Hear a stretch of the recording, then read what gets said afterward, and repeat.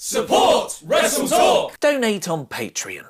Hello and welcome to the Wrestle Talk News. I'm Ollie Davis. And happy Stone Cold Day, Swaff Nation! With today being the 16th of March, or 316 as the Americans write it, celebrate by cracking open 2 beers, drinking them ineffectively, and then Stone Cold Stunnering your boss. But far more importantly, today is also Wrestle Talk's 500k day party. We passed 500,000 subscribers last weekend, which is why I can afford this incredibly sexy jacket, and Luke and I will be celebrating in the 500k day party video that'll go up after the next news episode, where we'll finally see what happens when we press the red button.